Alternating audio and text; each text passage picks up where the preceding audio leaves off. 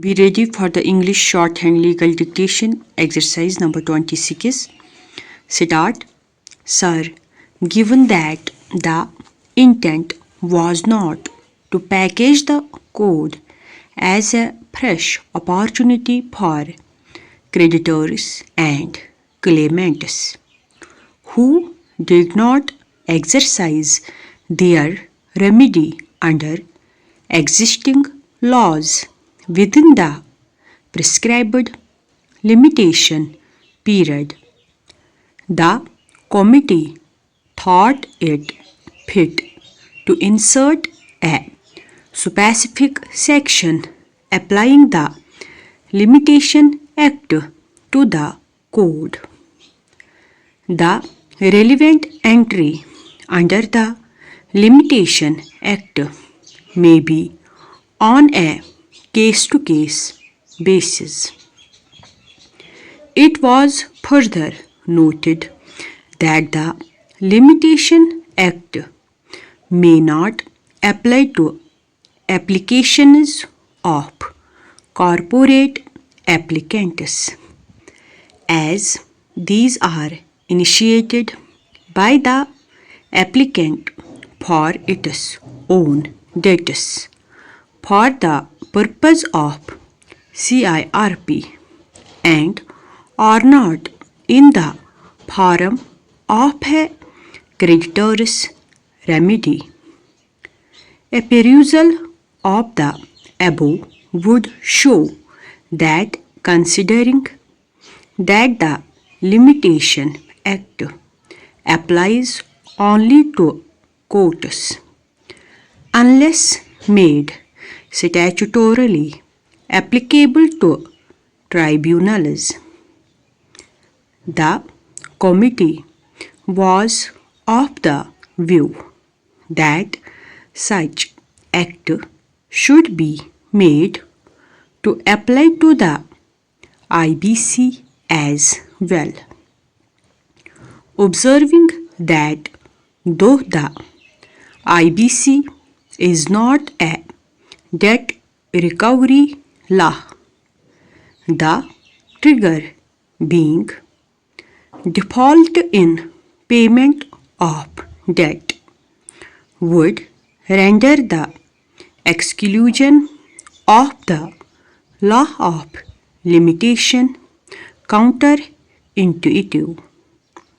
Thus, it was made clear that an application to the IBC should not amount to resurrection of time-barred debts which in any other forum would have been dismissed on the ground of limitation.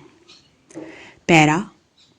From the above, it is clear that the principle of Section 9 of the Limitation Act is to be strictly adhered to, namely that when time begins to run, it cannot be halted except by a process known to law.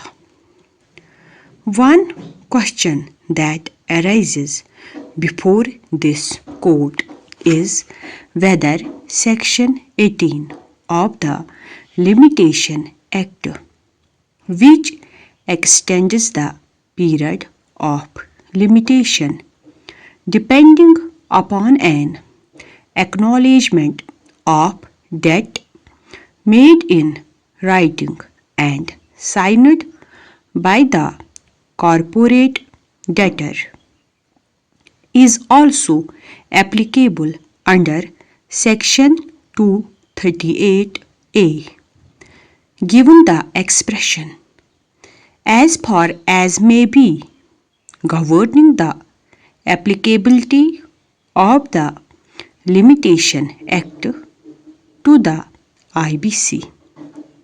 The aforesaid question is no longer valid, as two recent judgments of this court have applied the provisions of Section 14 and Section 18 of the Limitation Act to the IBC. Thus, in Sheshnath Singh versus BD Cooperative Bank Limited, Civil Appeal Number 9000 of 2019, after setting out the issues that arose in that case in paragraph 57, and after referring to Section 238A of IBC, para. Similarly, under Section 18 of the Limitation Act, an acknowledgement of present subsisting liability made in writing in respect of any right claimed by the opposite party and signed by the party against whom the right is claimed has the effect of commencing of a fresh period of limitation. Stop.